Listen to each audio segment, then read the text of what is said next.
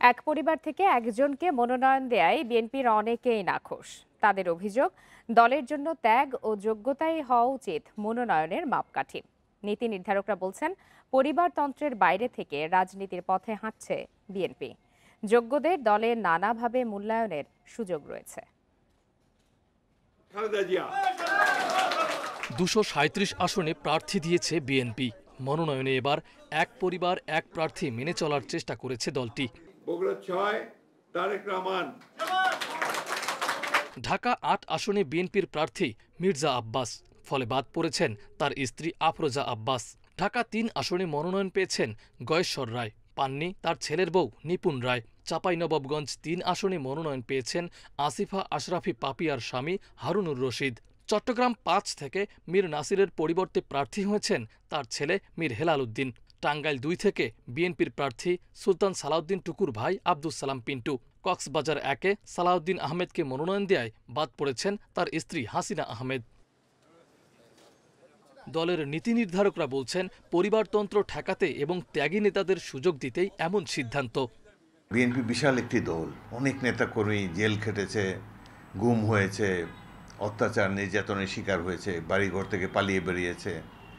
তো সুতরাং প্রত্যেক পরিবার থেকে যদি একজন নেওয়া যায়, বা সেটাই ভালো সিদ্ধান্ত বলে আমি মনে করি। এক পরিবার থেকে একজন প্রতিনিধি থাকাই যথেষ্ট জাতীয় সংসদে। এই সিদ্ধান্তের সমালোচনা করেছেন আসিফা আশরাফি পাপিয়া। স্বামীর জন্য নিজের রাজনৈতিক ক্যারিয়ার ত্যাগ করতে রাজি নন তিনি। শুধু স্ত্রী যদি হতাম একটা ব্যাপার ছিল, রাজনৈতিক কর্মী আমি, পরে স্ত্রী। আমাকে এইভাবে একটা জায়গায় বুকড করে রেখে দেয়া, আটকে রেখে দেয়া, এটা কি সভ্যতা? এটা কি এটা কোনো যুক্তির ভিতর পড়বে? কি কোনো নিয়মের ভিতর পড়ে? পরিবারতন্ত্র ঠেকানোর নামে একজন যোগ্য রাজনীতিবিদকে উপেক্ষা করা দলের জন্য ক্ষতিকর বলে মনে করেন বিশ্লেষকরা। মনোনয়ন পাওয়ার যদি তার যোগ্যতা থাকে, তাহলে হোয়াই নট। আপনি এক পরিবার থেকে সে তো ভোটেই আসবে, ভোটেই তো নির্বাচিত হবে। সুতরাং এইটাকে আমি মনে করি এত কনজারভেটিভ ওয়েতে দেখার কোনো সুযোগ নাই। মাহফুজার রহমান মিলন, ইন্ডিপেন্ডেন্ট নিউজ, ঢাকা। এ বিষয়ে আলোচনা করতে এই মুহূর্তে রাজশাহী বিশ্ববিদ্যালয় থেকে যোগ দিয়েছেন বিশ্ববিদ্যালয়ের জাতীয়তাবাদী শিক্ষক ফোরামের সাধারণ সম্পাদক অধ্যাপক মোহাম্মদ আমিরুল ইসলাম। অধ্যাপক আমিরুল ইসলাম, আপনাকে স্বাগত জানাচ্ছি ইন্ডিপেন্ডেন্ট টেলিভিশনে। আপনার কাছে একটু শুরুতেই জানতে চাই যে বিএনপি তো এবার প্রার্থী মনোনয়নে অনেক বাজ বিচার করেছে। দীর্ঘদিনের পরিচিত রাজনৈতিক পরিবার থেকে অনেকের যোগ্য থাকার পরও একজনকে মনোনয়ন দেওয়া হয়েছে, যেমনটি আমরা প্রতিবেদনে দেখাচ্ছিলাম। আপনার কি মনে হয় এতে করে দলটির ভোটে কোনো ধরনের প্রভাব পড়বে কিনা? ইন্ডিপেন্ডেন্ট টেলিভিশনের শ্রোতা দর্শকদের আপনার মাধ্যমে সালাম শ্রদ্ধা জানাই। একটা বিষয়, বিএনপি একটা বৃহৎ দল, যে দলে নেতা নেত্রীদের অনেক ত্যাগ, ডেডিকেশন আছে, কিন্তু ত্রয়োদশ ইলেকশনে 300 আসনে মনোনয়ন দিবে বিএনপি। তো এই ক্ষেত্রে দলের ভারপ্রাপ্ত চেয়ারম্যান জনাব তারেক রহমান সহ নেতা নেত্রীরা কয়েকটা ক্রাইটেরিয়ার উপর ভিত্তি করে তারা নমিনেশন দিয়েছেন, এবং এই ক্রাইটেরিয়াকে জনগণ ইতিমধ্যেই স্বাগত জানিয়েছেন এবং তাদের শুভকামনা জানিয়েছেন।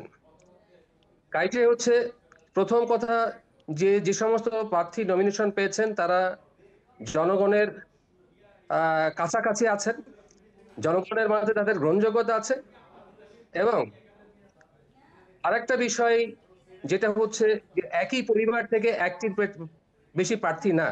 এটা আমি মনে করি এই সমসাময়িক রাজনীতির একটা দৃষ্টান্তমূলক উদাহরণ। আমি মনে করি এটা জনগণ সাধুবাদ জানিয়েছেন, জনগণ সেটা ভালোভাবে নিয়েছেন যে এক পরিবার থেকে দুইজনকে দিলে অনেক ত্যাগী নেতা বাদ পড়বে।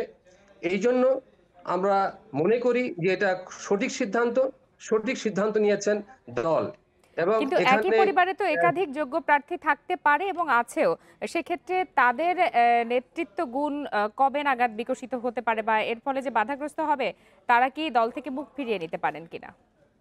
মনে করি যে বৃহৎ দল, এই দলে কন্ট্রিবিউশন করার অনেক সুযোগ, অনেক জায়গা আছে, অনেক সুযোগ আছে, এবং দলে সবাই এমপি হতে পারবে না, এবং সবাই এমপি হলেই যে দলের কাজ করবে তা না। দলের কাজ করার অনেক জায়গা আছে, অনেক জায়গায় তারা প্রোভাইড হতে পারে, তাদের মূল্যায়ন হতে পারে, এবং এটাই করবে নিশ্চয়ই আমি মনে করি দলের হাইকমান্ড।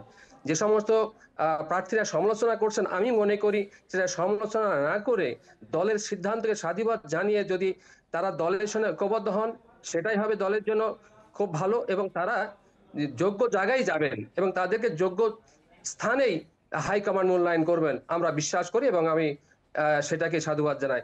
ধন্যবাদ আপনাদের। আপনার কাছে আরেকটি প্রশ্ন জানার ছিল যে প্রার্থী মনোনয়নের ক্ষেত্রে অন্য দলগুলোর কি ধরনের কৌশল অবলম্বন করা উচিত বা কোন বিষয়গুলোর উপর জোর দেওয়া উচিত বলে আপনি মনে করেন? আমি যেটা মনে করি একজন সাধারণ ভোটার হিসাবে এবং বিশ্ববিদ্যালয়ের শিক্ষক হিসাবে যেটা মনে করি যে জনগণ যেটা জনগণের প্রত্যাশা, জনগণের কল্যাণে যারা কাজ করবেন, জনগণের জনগণের মন যারা বুঝতে পারবেন, জনগণের উন্নয়নে যারা কাজ করবেন তাদেরকেই, এবং যাদেরকে জনগণের ভিতরে যাওয়ার সুযোগ আছে, জনগণের ভিতরে যাদের যোগ্যতা আছে, গ্রহণযোগ্যতা আছে, তাদেরকেই দেওয়া উচিত আমি মনে করি। জি, মোহাম্মদ আমিরুল ইসলাম, আপনার বক্তব্য আমার কাছে স্পষ্ট। অনেক ধন্যবাদ আপনাকে।